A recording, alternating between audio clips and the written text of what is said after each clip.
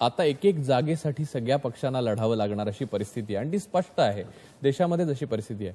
अशा वेळेला विनेबिलिटी म्हणजे जिंकून येण्याची निवडून येण्याची क्षमता ही बऱ्याचदा असं असतं की बाहुबली जो आहे गुंड आहे ज्याच्याकडे पैशाची अपार ताकद आहे जी पैसे कित्येकदा जाहीर केलेले डिक्लेअर्ड मनी नाही म्हणजे जे काळं धन म्हणतात त्या प्रकारचं आहे अशा माणसांकडे जिंकून येण्याची क्षमता जास्त असते. तर अशा वेळेला गांधींच्या नंतर जवाहरलालजींच्या नंतर इंदिरा गांधींच्या नंतर राजीव गांधींच्या आणि आता सोनिया गांधींच्या काँग्रेसचा जे वेगवेगळ्या प्रकारचा दृष्टिकोन बदलत गेलेला आहे त्या पार्श्वभूमीवर येत्या निवडणुकीत अशा प्रकारच्या बाहुबली मला वाटतं की तुमची अशी अपेक्षा आहे की हे सगळं फक्त काँग्रेसनेच करावं आणि काँग्रेसने पंचा नेसून हे सगळं केलं पाहिजे आणि बाकीच्यांनी त्यांच्या पार्टीमध्ये गुंड असले पाहिजेत पैसे लुटणारे असले पाहिजेत. भारतीय जनता पार्टी सारख्या पक्षाचं देखील काय चित्र आहे उत्तर प्रदेशमध्ये वगैरे. पण गुंडांना आणि किती मर्डरर्सना तिकीट दिली. त्याच्यात सगळ्यांचं एकमत आहे या बाबतीत की काँग्रेस ही आद्य पार्टी आहे. आद्य आहे परंतु तिनेच त्याग करायचा का नेहमी. आणि काँग्रेस शेवटी गेली उद्या तर मग कुठल्या काँग्रेसचं तुम्ही नाव घेणार. आणि म्हणून ह्या सगळ्या म्हणून मी नेहमी म्हणतो की एकदा साहित्य संमेलनामध्ये श्रीराम लागू आणि माझा ह्या साहित्यावर संवाद झालेला होता. ते म्हणाले यथा राजा तथा प्रजा असं ते म्हणाले. मी म्हणालो यथा प्रजा तथा राजा. निवडून कोण देता तुम्ही त्याच्यावर आहे.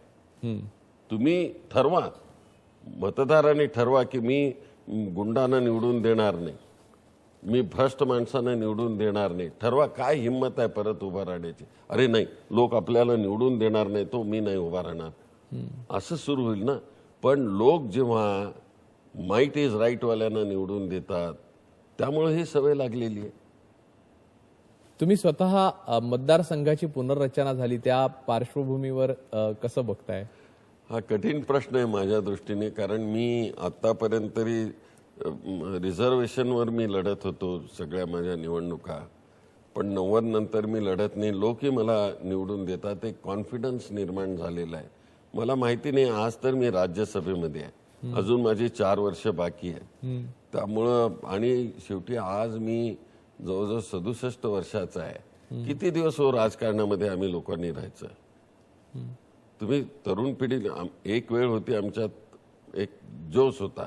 मी सब इन्स्पेक्टर होतो आणि सब इन्स्पेक्टरचा राजीनामा देऊन मी इथं उतरलो कारण Congress forum for socialist action एक क्रांतिकारी विचाराची लढा देणारी अशी काँग्रेस होती.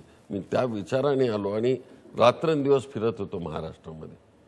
आज तेवढा मी फिरू शकत नाही. आणि म्हणून हे ओळखलं पाहिजे की कधी तुम्ही बाजूला झालं पाहिजे. पण नेमकं आता तुम्ही कधी बाजूला होणार म्हणून उद्यापासून मला प्रश्न विचारा. आता मी तुम्हाला त्या संदर्भात वेगळाच प्रश्न विचारणार आहे की आता बाजूला होण्याचा जो तुम्ही मुद्दा काढला तुम्ही असं आता बोलला जे तुमच्या आयुष्याचं विलक्षण प्रवास आहे. तुम्ही एक सब इन्स्पेक्टर होता त्याच्याही पेक्षा एकदम खालून खालून तुम्ही वर आलेले आहात. आज फार थोड्या अशा माणसांना राजकारणामध्ये जागा राहिलेली आहे. एक घराणेशाही असा शब्द मी वापरणार नाही कारण केवळ घराण्याचं आहे म्हणून कोणाला नाकारू नये पण केवळ घराण्याचंच आहे म्हणूनच घ्यावं असंही करू नये. या तत्वाने जर आपण जायचं झालं तर काँग्रेसच्या बाबतीत आपण फक्त बोलायचं झालं तर भयंकर चित्र दिसतं. यावर तुम्ही काय सांगाल. नाही हे सगळ्याच पक्षामध्ये झालेलं आहे की मी म्हणणार आहे काही लोकांची नावं प्रसिद्ध झाली काही लोकांची नाही आहेत. आणि मला माहिती आहे की निरनिराळ्या पक्षामध्ये कोण कुणाचे नातेवाईक किती. अगदी थेट बोलायचं झालं तर तुमच्या पक्षामध्ये राणेंनी जेव्हा प्रवेश केला तेव्हा त्या पुत्रप्रेमाचा आरोप करून ते बाहेर पडले आणि त्यांच्या मुलाला तिकीट द्यावं ही पहिला लोकसभेचा कॅन्डिडेट जो महाराष्ट्रातनं डिक्लेअर करतायत ते त्यांचा मुलगाच आहे. हे असं होतंय. हे चोकडेच होतं असं आहे.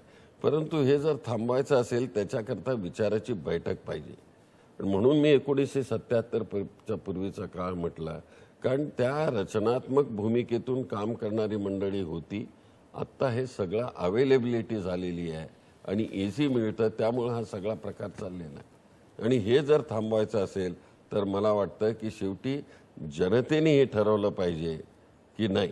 आणि म्हणून त्याच्याकरता आपल्याला परत जनतेमध्ये लोकांना हे शिक्षण देण्याची गरज आहे की तुम्ही लोकशाहीमध्ये कशा तऱ्हेचे उमेदवार निवडून देता याचा विचार केला पाहिजे. मला आनंद आहे आज की अमेरिकेमधल्या निवडणुकीमध्ये ज्या एवढे वर्ष 200 वर्ष गुलामगिरीत पडलेला निग्रो समाजाचा बराक ओबामा त्याला एवढा मोठा लीड मिळतोय. माझ्यासारख्याला आनंद वाटतो. अहो त्यांचं हे दुःख निराळच आहे. शेवटी दलित म्हणून आम्ही सुद्धा काही लोकांच्या बाजूला जाऊ शकतो, पण ते ब्लॅक्स त्यांचा रंग कुठे काढणार?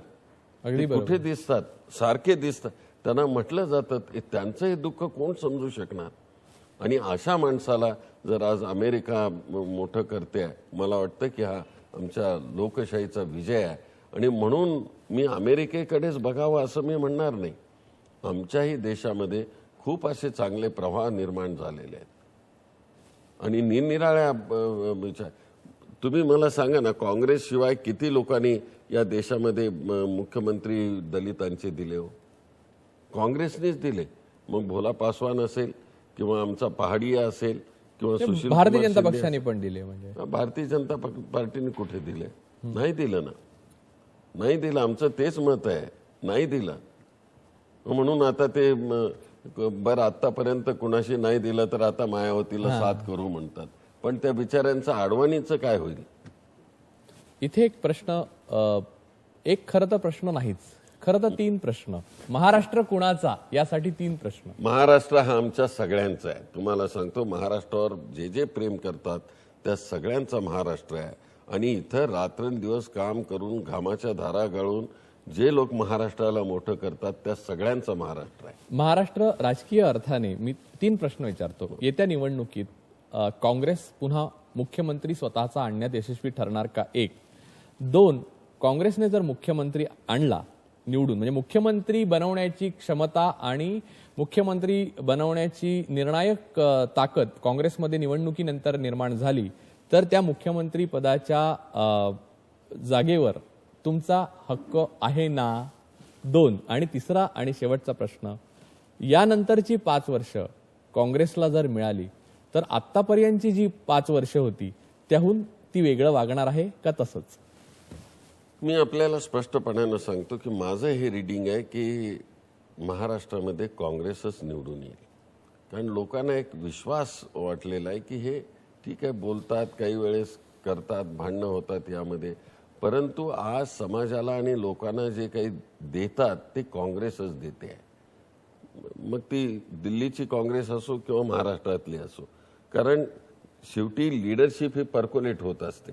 आणि म्हणून महाराष्ट्रामध्ये जो कोणी मुख्यमंत्री होईल तो शेवटी महाराष्ट्राचा काँग्रेसचाच असणार, दुसरा असू शकणार नाही. दुसरा आणि म्हणून काँग्रेसचं सरकार येणार, काँग्रेसचा मुख्यमंत्री होणार इथे. आणि इथं लोकशाही आहे. जे आमदार सांगतात ते वर सांगितलं जातं आणि त्याप्रमाणे निर्णय होतो. शेवटी हे आमदारावर असतं. तुम्ही असं समजू नका की वरून सगळ्या गोष्टी येतात. आमदाराचा अगोदर अंदाज घेतला जातो, 3 ऑब्झर्वर्स येतात इथं, त्यांचा अंदाज घेतला जातो आणि मग बदललं जातं किंवा नेमणूक होते.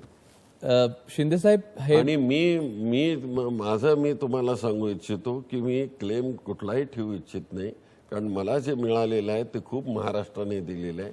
एक छोट्या माणसाला इथपर्यंत आणून पोहोचवलेलं आहे. मी महाराष्ट्राचा सदैव मरेपर्यंत ऋणी राहणार आहे आणि राहीन. मला जर कोणी विचारलं की महाराष्ट्र कुणाचा हा कार्यक्रम करताना तुला काय जाणवलं, तर मी असं सांगेन की जगातलं सर्वात कठीण कवच ते आहे जे शिंदे साहेबांच्या मनाभोवती आहे. ते फोडून त्यांच्या मनापर्यंत पोहोचणं खूप अवघड आहे. पण या सगळ्या महाराष्ट्र कुणाच्या आजच्या मुलाखतीमध्ये तुम्ही अनेक प्रश्न ज्या पद्धतीने उलगडत नेले, त्यात तुमचा अनुभव, तुमचं नेतृत्व, तुमची कल्पकता, तुमची हुशारी आणि राजकीय चातुर्य या सगळ्यांचं दर्शन तुम्ही घडवलं. आता जनतेने ठरवायचं आहे की असा नेता ज्या पक्षाकडे आहे त्यांचा महाराष्ट्र का अजून काही वेगळं करायचं आहे. मी तुमचं आणि या वाहिनीचं अभिनंदन करतोय की महाराष्ट्राची चिंता करण्याची प्रक्रिया तुम्ही सुरू केलीत आणि मला वाटतं की अशी महाराष्ट्राच्या विषयी चिंता करणं यामध्येच आमच्या महाराष्ट्रीय जीवनाचा विजय आहे. धन्यवाद. महाराष्ट्र कोणाचा मध्ये असेच दिग्गज आणि जनतेच्या मनावर परिणाम घडवणारे नेते आपण रोज त्यांना भेटत राहणार आहोत. आजच्या पुरतं एवढंच. आज आपण इथेच थांबू.